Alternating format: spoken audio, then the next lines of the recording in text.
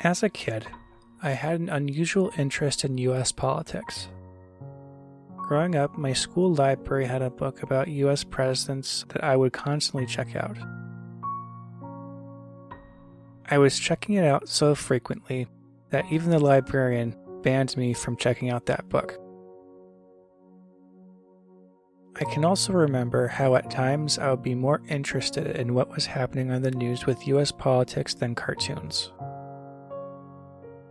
And so, it shouldn't be a surprise that I wanted to be a US Senator.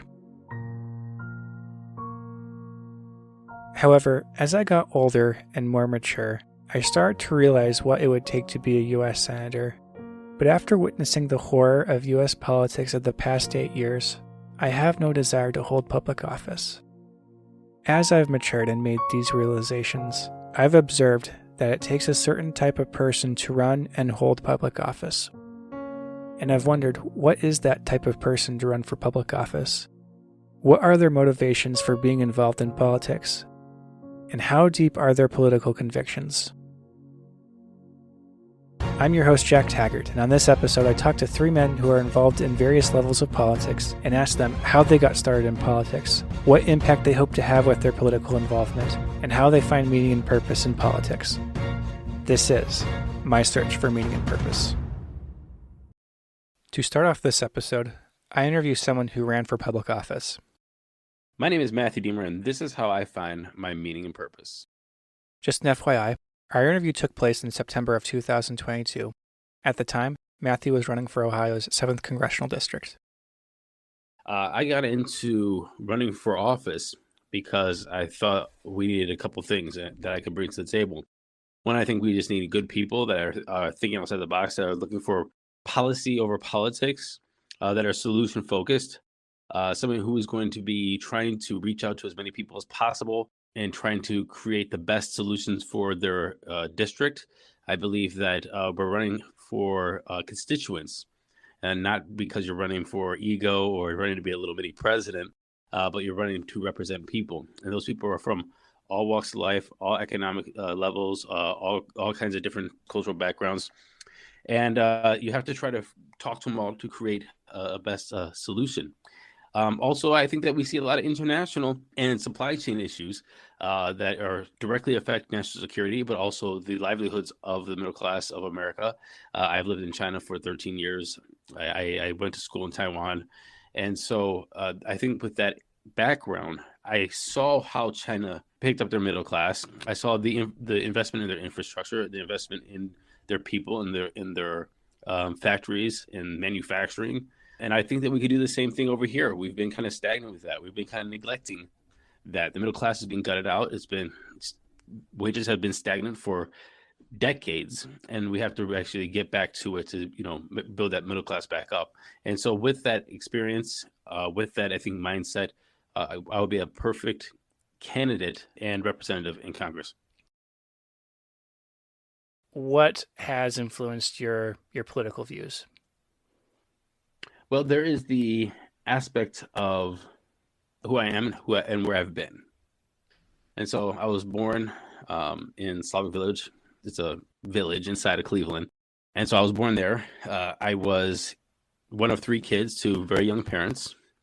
We grew up poor, moved around a lot as we had more income. So not only was I on welfare and food stamps and having a lot of assistance when I was a kid, up until 10 years old, but also got to live in a middle-class house, an upper middle-class house, go to more affluent neighborhoods and schools, as well as, grew up as my upbringing. And I lived in urban and rural settings. I lived in Hawaii for 5 years, so that was a whole different experience. And I went to the University of Hawaii for my undergrad. I lived in China and abroad, and I've been to probably every country in, quite a few countries in Asia. Let's call it. There's a lot of countries in Asia. Besides North Korea, and saw what they're doing when it comes to lifestyle, their economies, and how they're navigating these new markets. And also, went to school in Taiwan. And so with all those different things together, that kind of influenced me in a way of understanding negotiation, understanding how to work with different people, understanding that there is a universal idea of mutual goals or the same goals people have. I mean, there's not one parent that I've ever met, no matter what country or language they speak, that doesn't love their kids or want the best for their kids or the best for their communities or want to live in a safe community or want to have a good job or want to save for the future or want to have retirement. There's not, or want to have a good healthcare or have access to good healthcare. Not one person. So this is a universal thing that I've understood that exists. How do you communicate that and navigate that? So that's one aspect. There's the professional aspect of taking people. I've worked in companies that I was the general manager of a place with 200 plus employees, multiple departments, people from 48 different countries with 48 different languages and cultures. And I was, managing them to achieve certain goals. And that is another aspect that influenced me to say, oh, maybe I could manage these different, I guess, expectations as well as different outlooks and create certain goals for the district. That influenced me as well. Being a small business owner and starting a business and also managing people also gave me a different outlook of how to incentivize and make incentives align that not only help communities but also help individuals. And I think that sometimes, especially in government, we do not think of the holistic incentives that make the whole go with everybody being a participant. And with a business, you need to do that. What's good for the business? What's good for the employees? What's good for the customers? What's good for the product? What's good for all these different things? And how do you get everybody incentivized to create this experience, right? Why is it that you decided to end your career, run for Congress, for a job you may not get? If you always did something because you knew the outcome, then you wouldn't do anything, right? Right. So I don't think I'm ending a career. I think I'm and first of all, politics and being a public servant isn't a career. Let's make that 100% straight. It shouldn't be a career. Anybody who tells you that this is my career, or if they lose an election, like, oh, you're ruining my career, or the gerrymandering ruined my career, then you're in this for the wrong reasons, right? That's the first thing. America, in my opinion, has to get back to remembering what makes us great. And what makes us great are the people in it and our democracy, and as well as our market and our economy. How has running for Congress helped you find your meaning and purpose? I think part of meaning and purpose is to do a couple of things. One, push yourself beyond your limits and do things that are hard. I think that being involved with your community and in different ways is part of a duty that we should all have. And I don't know what that looks like for everybody. I don't know if it's running for office. I don't know if it's helping people cross the street. I don't know if it's working at certain homes or shelters or donating time or money, or just buying tickets to the arts and other things and supporting in that way. I don't know what that looks like for everybody. But I think that running for office is a perpetuation of being part of the community, being part of the human civilization, and the march forward to try to make the world a better place. And I think that should be everybody's goal. And I mean, I don't know if I should say everybody. I think that should be people's goals. One of people's goals in their life is to be part of humanity in a way that is trying to push forward not only yourself but humanity as well. Sadly, Matthew didn't win, but he did run again in 2024. But Matthew didn't win that race either. Even though I disagreed with much of Matthew's platform, I found myself wanting him to win. I think the reason behind that is that I saw his character and that he genuinely cared about the people in his congressional district, which I think you hardly see with those running for public office. To learn more about what goes into a congressional campaign, I interview Matthew on my other podcast, which is linked in the description below. For my next interview, I talked to a former member of the European Parliament who was involved in the United Kingdom leaving the European Union. My name is Jonathan Arnott, and this is how I find meaning and purpose in life. It was 2001. I was looking to decide who to vote for at the general election. It was the first time that I'd been old enough to vote at a general election. And I looked around at the choices on offer. None of them were really appealing to me. And I just happened to be with my dad going to a football game in another town. I suppose you'd call that football soccer, and you'd call gridiron American football, whatever, soccer game. And we just happened to see some political campaigners with a little stall on the street telling us why Britain should leave the European Union. And I wasn't particularly convinced about that at the time. I mean, I was concerned about how many of our laws were being made in Brussels, but I was looking for a party to vote for. And I started talking to the people there and said, well, what do you believe on other issues? And as we started having that dialogue and conversation, I actually realised, well, this is something that I could get involved with and make a difference. And I ended up getting involved, like persuading some of my friends and family to actually stand for elected office themselves. So I ended up actually helping out and really basically organising a campaign across different seats. So it all happened very fast, very organically. But at the end of the day, I've always believed that you need to have that sense of purpose, that idea that if you believe in something, you should be prepared to stand up for it. So for me, the chance to hopefully shape the direction at that time of a political party was quite an appealing one. And if you believe that stuff needs to change in society, there's no point in sitting on your hands. You may as well roll up your sleeves and get involved and do something about it. What has been your political history? As a young person getting involved, I just did very well with that, and I ended up organising a number of national campaigns, being part of the process of writing party manifestos. I ended up becoming the general secretary, which meant that I was responsible for certain things in terms of party discipline, making sure that if somebody was racist, they got kicked out of the party, that kind of thing.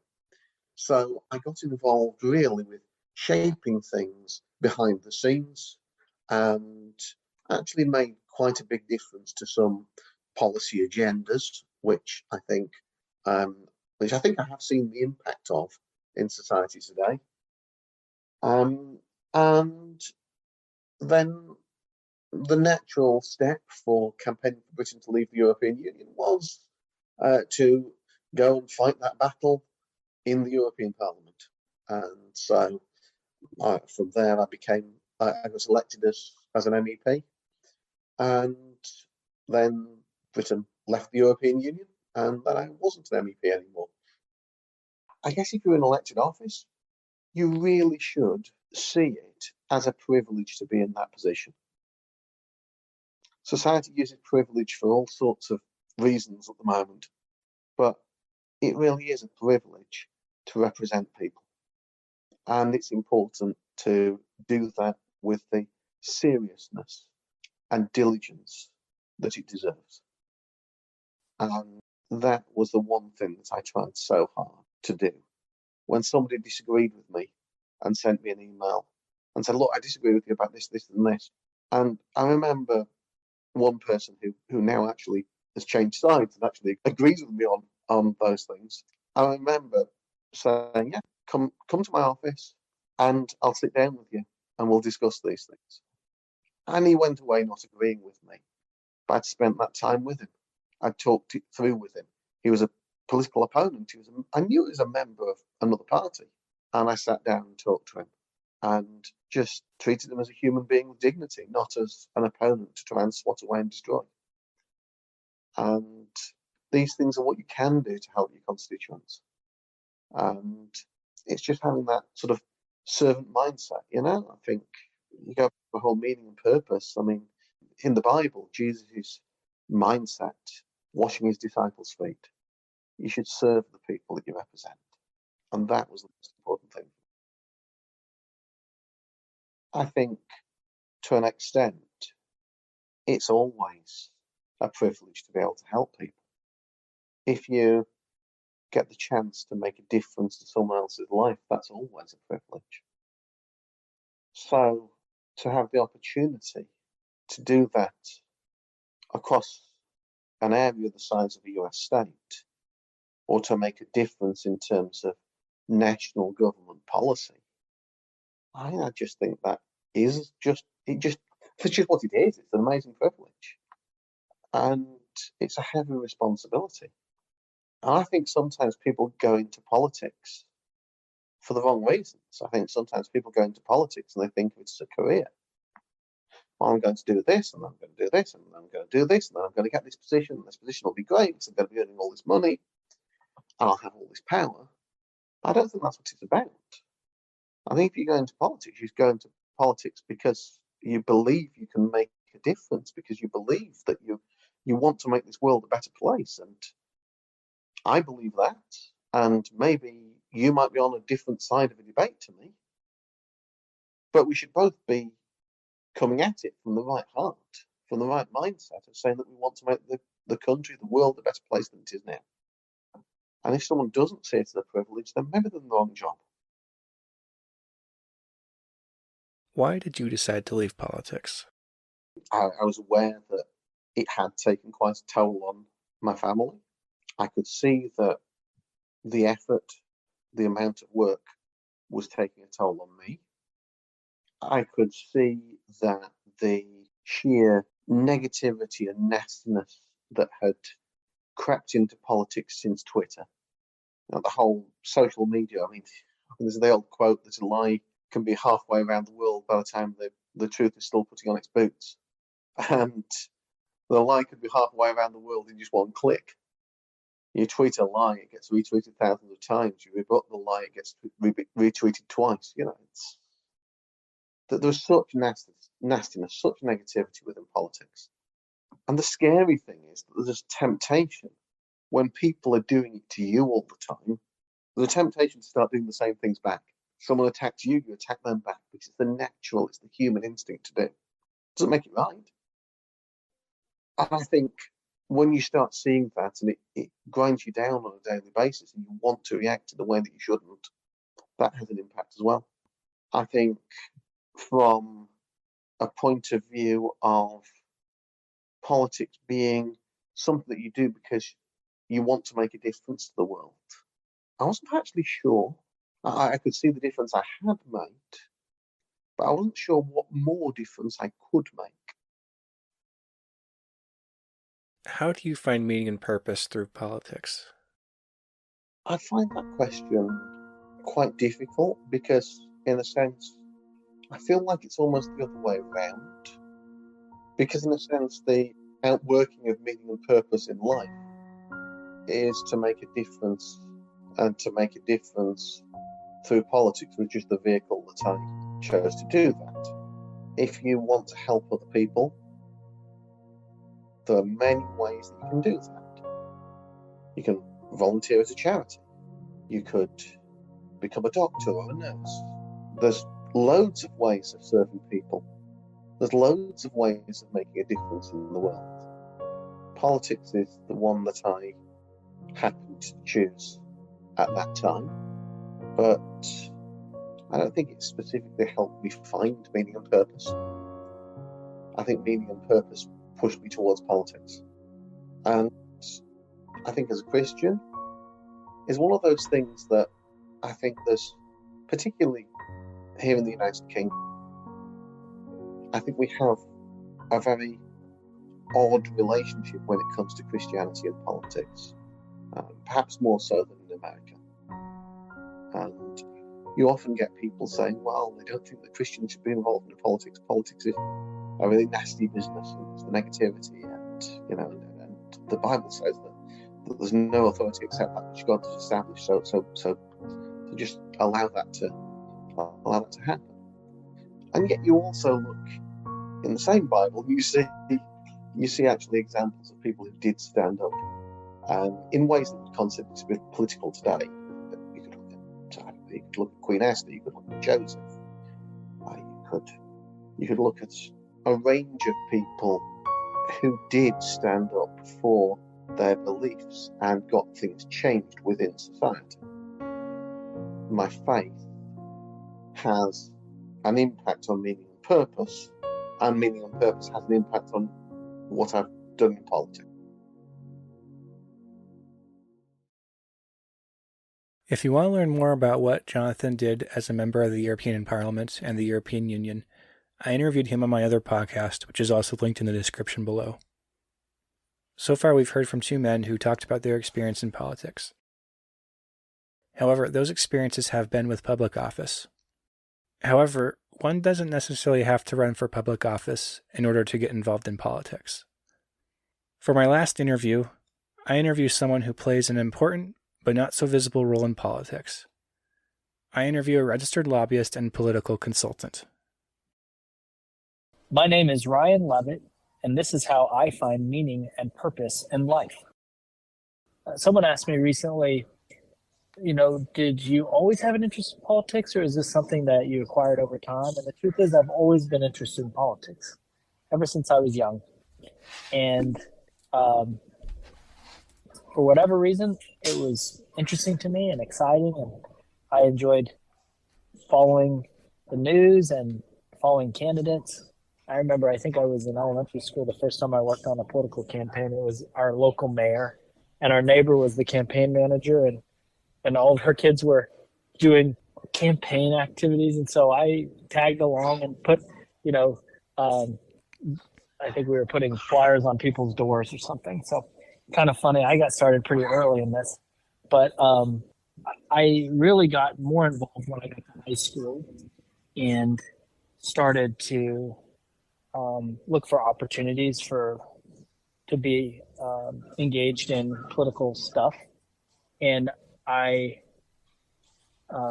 was elected to my high school student council, and I got to go to a state convention, and it was held up in Reno, Nevada. I grew up in Las Vegas, went to Reno, and I ran for the state student council position that put me on the Nevada State Board of Education.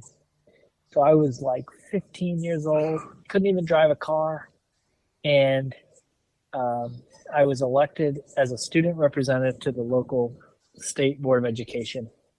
And I would spend every month for one of the weekends, I would participate in the State Board of Education meetings. Sometimes they would be in Las Vegas. I would stay at my house, and then every other month I would catch a plane paid for by the state government. I'd catch a Southwest flight to the state capital in Carson City, and I'd spend the weekend in board meetings. And I was like a local elected official, basically. I wasn't elected by the general electorate, but I was a public official. I was 15 years old. And I really whetted my appetite for public service and how government works. I was very interested in it. And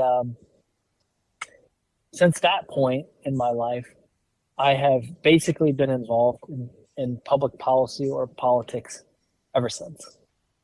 And I went on a mission for my church. And when I came home, I did a number of internships, one in Washington, D.C., up on Capitol Hill, and then one up at the state capitol in Utah, and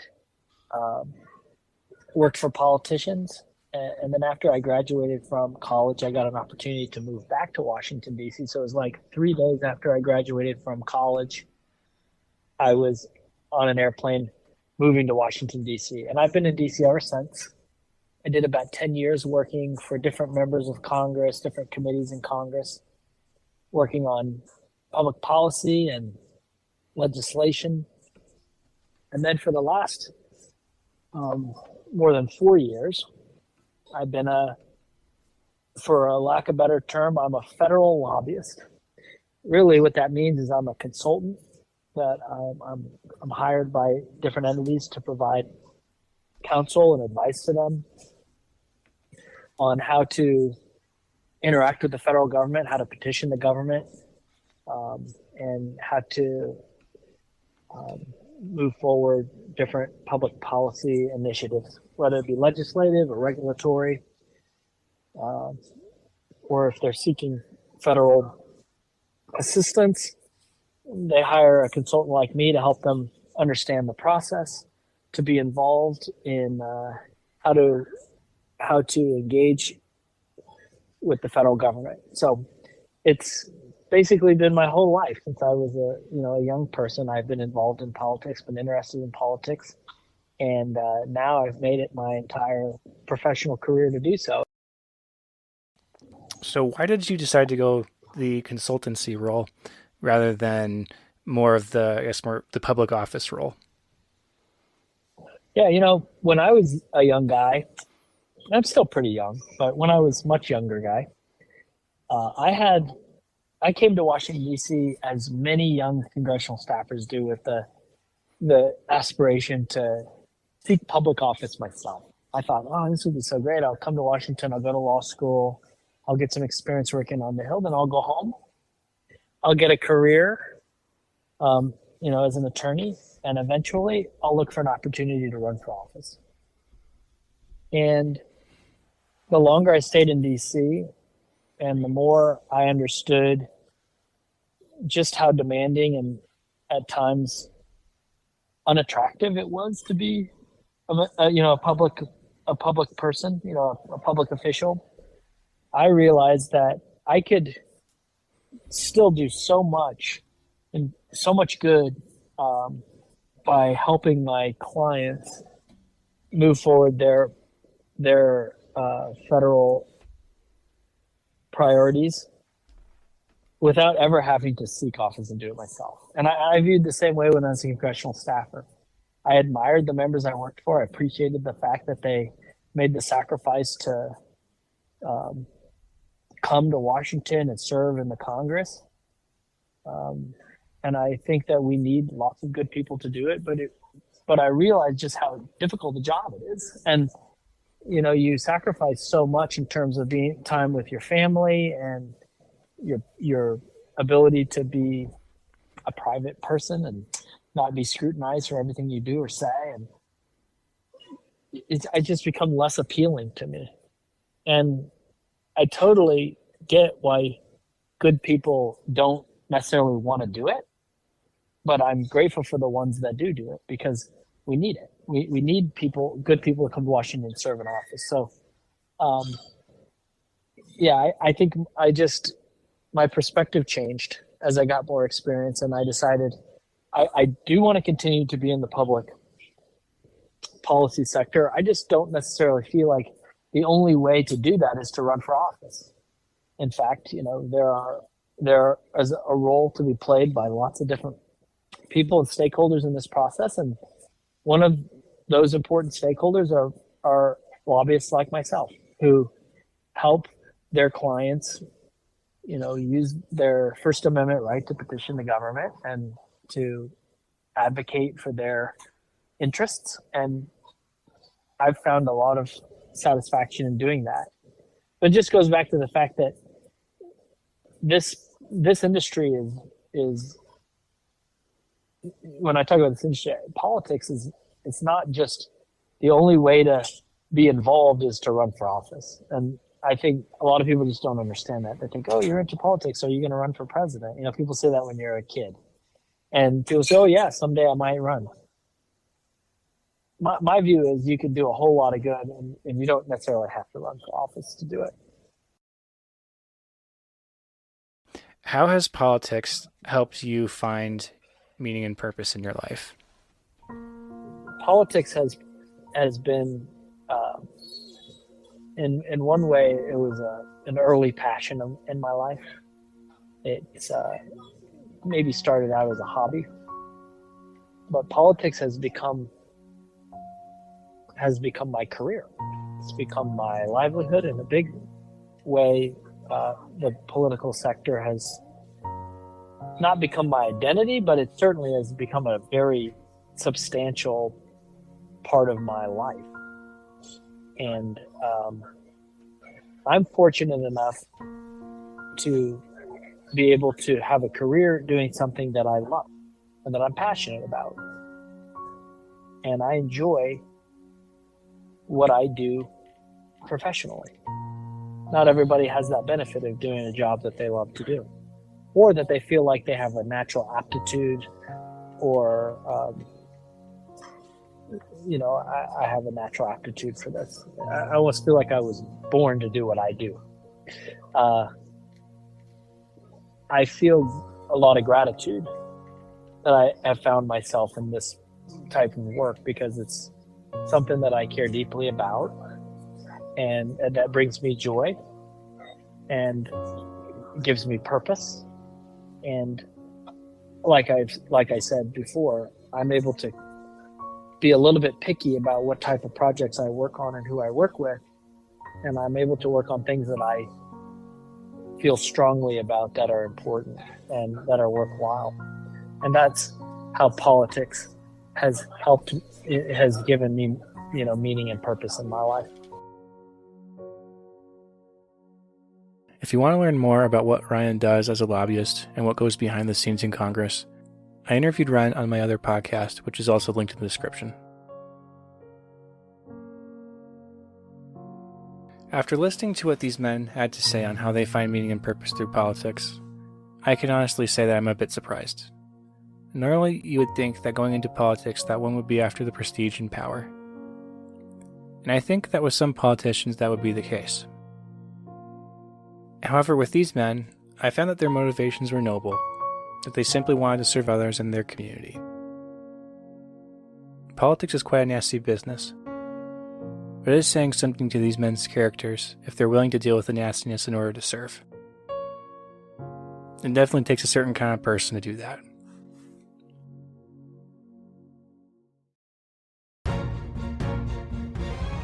My name is Jonathan Arnott. Matthew Deemer. Ryan Levitt, and this is how I find How I find meaning meaning meaning and purpose in life.